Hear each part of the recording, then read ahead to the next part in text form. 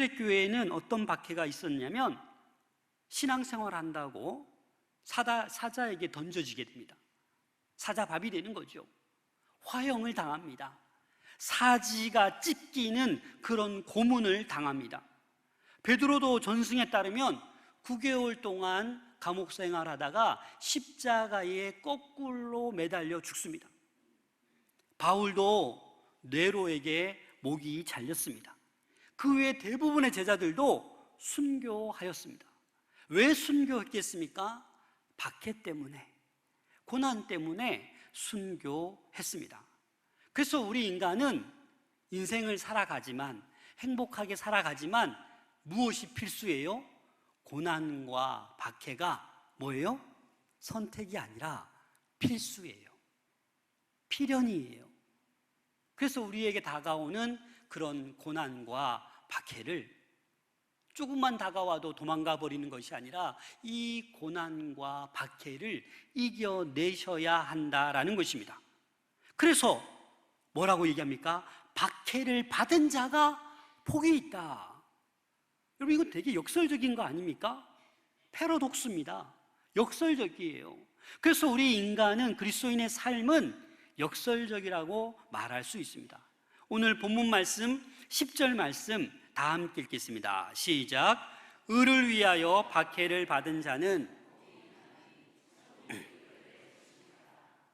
박해는 고통입니다. 그런데 왜 복이라고 말씀하고 있습니까? 쉽게 예를 들어보면 캄보디아 단기 선교를 잘 다녀오고 또 지난 주간에 몽골 단기 선교도 잘 갔다 왔습니다. 여러분, 선교 가기가 쉬운 게 아닙니다.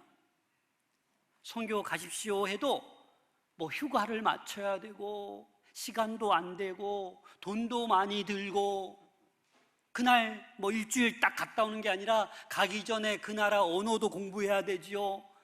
찬양도 또 워십도 준비해야 되죠. 보통 준비하는 게 아니에요. 여러분, 이게 행복입니까? 고난입니까?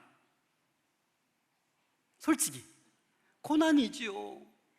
회사에서 눈치 보고 휴가 빼기도 힘들고, 그러나 결단해서 자녀들까지 데리고 또 몽골 가시는 분도 계셔요. 캄보디아도 갔다 왔어요. 또 제가 가만히 보니까 갔다 와서 참 지칠 법도 한데, 갔다 오자마자 또 뭐예요? 교사로 성경학교 한다고, 수련회 한다고. 제가 보기에 눈이 풀렸는데 또 막 힘내어서 막 봉사하는 거 보니까 제가 기도를 안 할 수가 없어요. 하나님, 쓰러지지 않고 잘 감당하지. 주방에서 봉사하고 찬양대로 교사로 봉사하고. 여러분, 그게 뭐냐면, 우리에게 다가오는 세상 사람들은 고난으로 볼 수 있지만 우리에게 뭐예요? 복이에요. 복. 행복이에요. 행복. 선교 갔다 와서 대부분요, 너무 좋았다, 또 가야지, 이게 정상이에요. 다시는 안 가, 이런 분들이 시험 나간 거예요. 그래서 여러분, 교회에서 섬기면 섬길수록, 봉사하면 봉사할수록 그게 고난이 될 수도 있고 박해가 될 수도 있는데, 그걸 기쁨으로 감당할 수 있는 여러분들 될 수 있기를 소망합니다. 그래서 이 박해가 복이 된다라는 거예요. 그런데 오늘 본문을 잘 살펴보면 오늘 8번째 복 마지막이죠. 자, 한번 테스트 해볼까요? 첫 번째가 뭐였죠? 심령이 가난한 자. 두 번째가 애통하는 자. 세 번째가 온유한 자. 네 번째가 의에 줄이고 목마른 자. 요 네 가지는요, 하나님과의 관계에 대한 이야기예요. 그 다음에 다섯 번째가 뭐예요? 긍휼히 여기는 자, 마음이 청결한 자, 화평한 자, 의를 위해 핍박받는 자. 이것은 사람과 사람 사이의 관계를 이야기하는 거예요. 근데 가만히 보니까 하나님 관계에서 마지막 네 번째가 뭐예요? 의에 줄이고 목마른 자. 사람과 사람 관계에서 마지막 8번째가 뭐예요? 의를 위하여 핍박받는 자. 왜 마지막에 이 의를 얘기하고 있는 걸까요? 그 의가 너무나도 우리 신앙생활의 중요함을 이야기해 주고 있는 것입니다. 그래서 이 의가 너무나도 중요한데, 그런데 오늘 본문에 보면 이 의가 무엇인지 더 구체적으로 설명합니다. 11절 말씀 함께 읽겠습니다. 시작. 나로 말미암아 너희를 욕하고 박해하고 거짓으로 너희를 거슬러 모든 악한 말을 할 때에는 너희에게 복이 있나니. 나로 말미암아, 여기서 나가 누굽니까? 예수님이에요. 예수님. 그래서 우리가 신앙생활을 한다라는 것은요, 예수님으로 말미암아 박해받는 것, 이게 복이라는 거예요. 그래서 우리는 예수님으로 말미암아 박해를 받고, 예수님으로 말미암아 신앙생활하면서 고난도 받고, 예수님 때문에 우리가 핍박을 받아도 그게 바로 뭐라는 거예요? 복이라는 거예요. 여러분, 요즘 예수님으로 말미암아 어떤 박해를 받고 계십니까? 어떤 욕을 먹고 계십니까? 어떤 박해, 모든 악한 말 듣고 계십니까? 요한복음 15장 19절 20절에 보면, 성경적으로도 보면 예수님을 믿는 과정을 얘기할 때 핍박이 필수라고 얘기합니다. 우리 요한복음 15장 함께 읽겠습니다. 시작. 너희가 세상에 속하였으면 세상이 자기의 것을 사랑할 것이나 너희는 세상에 속한 자가 아니요 도리어 내가 너희를 세상에서 택하였기 때문에 세상이 너희를 미워하느니라. 내가 너희에게 종이 주인보다 더 크지 못하다 한 말을 기억하라. 사람들이 나를 박해하였은즉 너희도 박해할 것이요 내 말을 지켰은즉 너희 말도 지킬 것이라. 여러분, 우리는 세상에 속한 사람이 아니에요. 우리는 세상 가운데 죄인으로 있을 때 하나님께서 여러분 한 사람 한 사람을 택하여서 건져주셨어요. 그래서 세상이 우리를 미워하는 거예요. 세상이 우리를 박해하는 거예요. 그런데 그 박해를 우리가 외면하면 안 된다라는 겁니다. 종이 주인보다 더 크지 못하다, 이 말이 뭡니까? 예수님께서 박해를 받았으니까 너희도 박해받는 것은 당연하다라는 것을 이야기하는 것입니다. 우리 인생의 주인이 바로 예수님이십니다. 그 예수님을 따라 우리가 고난을 받을 때도 있고 박해를 받을 때도 있습니다. 그러나 믿음이 성장하여서 이 고난과 박해가, 많은 박해, 다양한 박해가 있지만 이 모든 것들이 우리에게 기쁨으로, 즐거움으로 여겨질 수 있어야 합니다. 예수님을 증거한다라는 이유만으로 사도들은 공회에 끌려갔습니다. 채찍질을 당했습니다. 여러분들 같으면 어떻게 하겠습니까?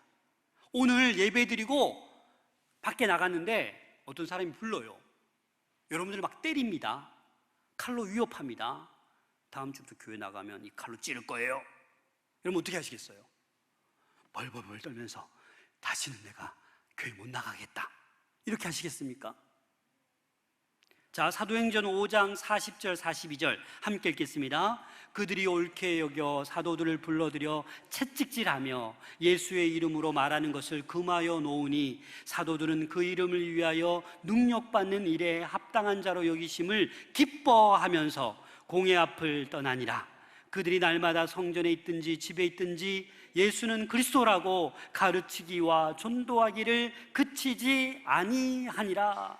그렇습니다. 사도들은 채찍질 당하며 다음부터 예수의 이름으로 말하지 말라라고 위협받았어요. 그럼에도 불구하고 어떻게 합니까? 예수는 그리스도이십니다 가르치고 전도하는 일에 멈추지 않았어요. 여러분, 누가 여러분들에게 칼을 들여댑니까?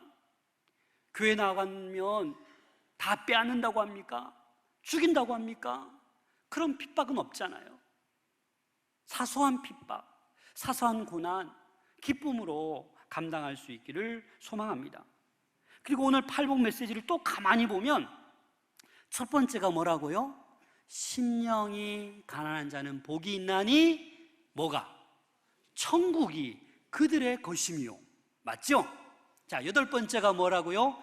의를 위하여 핍박을 받은 자는 복이 있나니 뭐가? 천국이 그들의 것이요. 뭔가 공통점이 있지 않습니까? 똑같습니다. 첫 번째도 천국을 얘기하고 있고, 마지막에도 뭘 얘기하고 있어요? 천국을 얘기하고 있어요. 천국이 그들의 것이라. 심령이 가난한 자, 의를 위하여 박해를 받는 자, 천국으로 시작해서 천국으로 마치는 것이 팔복이에요. 그만큼 이 천국을 얘기하는 거예요. 영원한 나라를 얘기하는 거예요. 그래서 우리는 죽은 이후에 천국을 갑니다. 아멘. 언제 갈지 몰라요. 10년 뒤에 갈지 50년 뒤에 갈지 아무도 몰라요. 우리 모두는 죽음 이후에 천국을 갑니다. 그뿐만 아니라 지금도 우리 마음에 임하는 하나님의 임재, 그것이 바로 천국 하나님의 나라입니다. 그래서 우리는 신앙생활하면서 하나님의 임재를 느끼면서 어떠한 고난과 핍박이 있어도 우리 하나님의 나라, 임마누엘 하나님이 저와 여러분들과 함께하면 어떻게 돼요? 이 고난과 박해가 두렵지 않습니다. 사람을 두려워하지 않아요. 그래서 평안이 넘칩니다. 왜? 하나님의 나라가 내 안에 있기 때문에. 그래서 여러분들이 잘 알다시피 스데반을 보면, 사도행전 6장 15절에 보면 공회 중에 앉은 사람들이 다 스데반을 주목하여 보니 그 얼굴이 뭐와 얼굴과 같더라? 천사의 얼굴과 같더라. 이 스데반이 사도행전 7장 59절 60절에 보면 그들이 돌로 스데반을 치니 스데반이 부르짖어 이르되 주 예수여 내 영혼을 받으시옵소서 하고 무릎을 꿇고 크게 불러 이르되 주여 이 죄를 그들에게 돌리지 마옵소서. 이 말을 하고 자니라. 한번 상상해 보세요. 이 스데반이 얼굴이 천사와 같은 사람인데 막 돌로 쳐요. 머리도 맞고 가슴도 맞고 피가 막 흘러요. 맞아서 지금 죽는 거예요. 돌에 맞아서. 죽기 일보 직전에 뭐라고 얘기하는 거예요? 주여, 주 예수여 부르면서 저 돌 던진 녀석들 다 도말하여 주시고 다 지옥 보내주세요. 이렇게 했습니까? 뭐라고 했어요? 이 죄를 그들에게 돌리지 마옵소서. 이게 가능한 겁니까? 스데반은 임마누엘의 하나님이 함께하는 거예요. 성령이 충만한 거예요. 그래서 이렇게 외칠 수 있는 것입니다. 기독교의 순교사를 연구한 학자 마크 갈리라는 사람이 있습니다. 수많은 사람들의 그 순교자를 연구하고 내린 결론이 이겁니다. 순교자들 하나하나를 뜯어보고 그들의 발자취를 따라가 보면 한 가지 분명히 볼 수 있는 것이 있는데, 그것은 바로 그 모든 순교자들의 공통점이 하나님의 임재를 즐기는 사람들이었다. 스데반처럼 고난이 와도 박해가 와도 평안할 수 있었고 감사할 수 있었고 기뻐할 수 있었던 그런 공통점을 가지고 있었다라는 것입니다.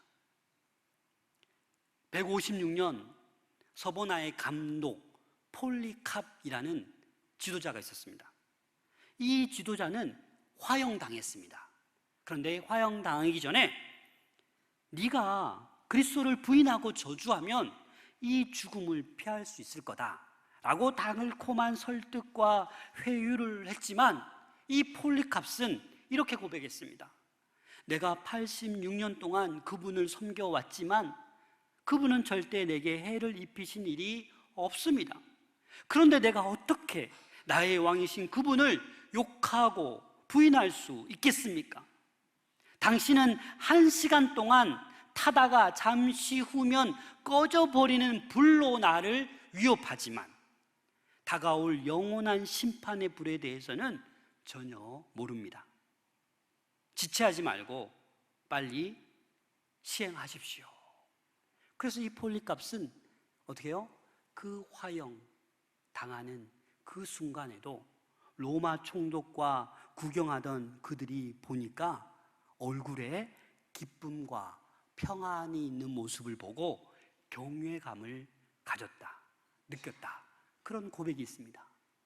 사랑하는 여러분, 우리들도 사도와 제자들처럼 폴리갑처럼 어떠한 핍박과 고난 가운데 있더라도 하나님이 함께 하심으로 말미암아 우리도 평안하고 감사하고 기쁠 수 있기를 소망합니다. 그래서 오늘 본문 말씀 11절 12절 함께 읽겠습니다. 시작. 나로 말미암아 너희를 욕하고 박해하고 거짓으로 너희를 거슬러 모든 악한 말을 할 때에는 너희에게 복이 있나니 기뻐하고 즐거워하라. 하늘에서 너희의 상이 큼이라. 너희 전에 있던 선지자들도 이같이 박해하였느니라. 아멘. 이 박해하다라는 헬라어 원어를 보니까 언어적, 육체적 폭력을 의미하는 거예요. 말로, 언어적으로, 육체적으로 폭력하는 것, 그것을 우리 그리스도인들은 수도 없이 경험하지 않습니까? 그런데 그 모든 언어적, 육체적 폭력을 감내해야 한다라는 겁니다. 사도행전 16장 22절에서 25절에 보면 바울과 실라가 옷을 찢김 받고 매로 맞고 결국은 깊은 어두운 감옥 속에 착고가 채워져서 깊은 감옥 속에 갇히게 됩니다. 뭘 해야겠습니까? 울어야 되죠. 소리질러 억울하다 해야겠죠. 그런데 바울과 실라가 한 것은 기도하고 하나님을 찬송하였습니다. 이게 가능한 일입니까? 그러나 바울과 실라는 하나님의 사람, 임마누엘 하나님이 함께 하시고 성령으로 충만한 그들이었기 때문에 이것이 가능했다라는 것입니다. 우리에게도 지금 이렇게 말씀하십니다. 사랑하는 성도 여러분, 모든 일에 기뻐하십시오. 즐거워하십시오. 예수님으로 말미암아 어떠한 욕과 박해와 거짓으로 악한 말을 할 때에도 여러분들은 기뻐하고 즐거워하십시오. 여러분, 근데 이게 쉽지 않습니다. 목사인 저도 쉽지 않아요. 없는 말을 만들어내서 모함합니다. 거짓말합니다. 뒤에서 욕합니다. 여러분, 가만히 있을 수 있습니까? 가만히 있는데도 자꾸 불화살을 쏩니다. 나를 깎아내립니다. 너무나도 나를 괴롭힙니다. 그럼 어떻게 하시겠습니까? 그런데 예수님께서는 기뻐하라 하십니다. 기뻐하라, 카이로, 참 기쁨을 얘기하는 거예요. 거짓 기쁨이 아니라 정말 기쁜 거예요. 그리고 또 뭐라고 합니까? 즐거워하라. 이 즐거워하라 헬라어 단어를 보니까 아갈리아스테라는 단어인데, 이거는 어떤 기쁨이냐? 즐거워하라, 깡충깡충 뛰면서 큰 소리 외치면서 기뻐하는 것이 즐거워하라. 그래서 예수님으로 말미암아 어떤 박해와 욕과 악한 말이 들려도 어떻게 하라고요? 기뻐하고 즐거워하라, 깡충깡충 뛰면서 기뻐하라 라고 얘기하는 거예요. 오늘 저는 찬양 시작될 때 기뻐하라, 즐거워하라, 제가 막 전율이 돌았어요. 야, 오늘 설교 안 해도 되겠다. 왜 우리가 기뻐하고 즐거워해야 됩니까? 억울한데, 모욕당하는데, 나를 디스하는데 왜 우리가 기뻐하고 즐거워해야 됩니까? 그 이유를 오늘 본문에서 말씀하고 있습니다. 하늘에서 너희의 상이 어떻게 하다고요? 크다, 크다. 이게 우리에게 기쁨이 되는 거예요. 신앙생활 하다 보면, 복음을 전하다 보면, 말씀대로 살려고 아둥바둥 하다 보면 세상 사람들은 우리를 손가락질합니다. 저 바보 멍청이, 저 미련한 사람. 그래도 우리는 그렇게 살아가야 되는 거예요. 왜? 우리에게 큰 상이 있기 때문에. 여러분, 이 땅의 삶은 잠시 잠깐입니다. 그래서 야고보서에 보면 안개와도 같다라고 했어요. 그리고 우리의 그 다음 삶은 뭐예요? 영원한 삶이에요. 여러분, 어디에 투자하겠습니까? 안개와 같이 금방 사라질 그 인생에 여러분 1년 남았는지 5년 남았는지도 잘 모르겠는데 거기에 다 투자하시겠습니까? 아니면 영원한 천국, 영원히 살 수 있는 그 하늘나라에 예비된 그 큰 상급을 바라보고 거기에 투자하시겠습니까? 예수님은 나로 말미암아 이 세상에서 짧은 인생 가운데 욕도 얻어먹고 박해도 있고 고난도 있지만 기뻐하고 즐거워하라고 합니다. 내가 다 안다, 내가 하늘에 큰 상이 있을 거다 라고 말하고 있습니다. 사랑하는 여러분, 이 하늘의 이 큰 상을 바라보고 기뻐하고 즐거워할 수 있기를 소망합니다. 그래서 사도 바울이 이렇게 고백하였습니다. 사실 이 사도 바울의 고백을 이 깔뱅도 죽기 전에 이 구절을 암송했다고 합니다. 로마서 8장 18절 말씀인데 우리 다 같이 한번 읽겠습니다. 시작. 생각하건대 현재의 고난은 장차 우리에게 나타날 영광과 비교할 수 없도다. 아멘. 바울이 지금 고난 힘들죠. 바울이 얼마나 죽을 뻔 많이 했습니까? 그러나 현재 고난은 장차 우리에게 나타날 영광과 비교할 수 없는 거예요. 그래서 바울은 사명을 감당하는 거예요. 나의 달려갈 길을 달려가는 거예요. 믿음을 지키는 거예요. 그 바울에게 의의 면류관을 예비하신 거예요. 바울이 얼마나 똑똑합니까? 천재 중에 천재, 얼마나 학식 있는 사람입니까? 그러나 그런 거 다 내려놓습니다.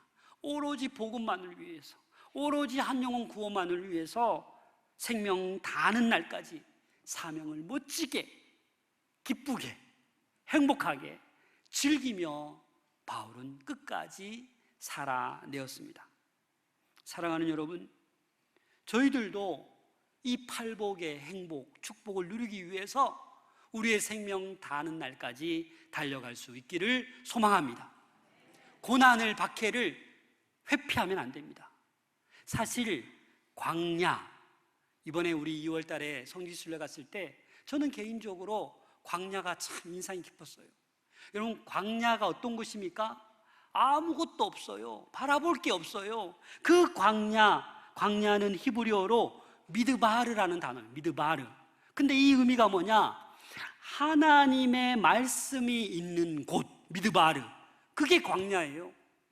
바라볼 게 없어요. 그래서 광야에서 하나님의 말씀이 있기 때문에 뭐만 바라보는 거예요? 하나님만 바라보는 거예요. 여러분, 지금 이래저래 육신적으로, 경제적으로, 관계적으로 고난과 박해를 받고 있습니까? 하나님만 바라보세요.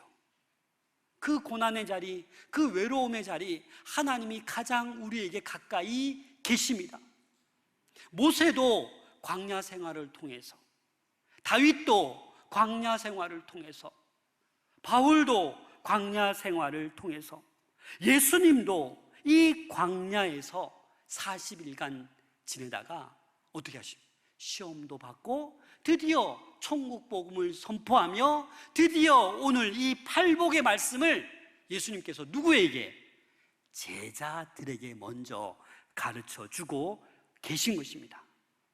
따라서 예수님께서 제자들에게 이 팔복을 가르쳐 주신 것처럼 저희들도 이 팔복의 말씀의 가르침을 따라 평생 제자의 삶을 살아갈 수 있는 우리 모두가 될 수 있기를 소망합니다.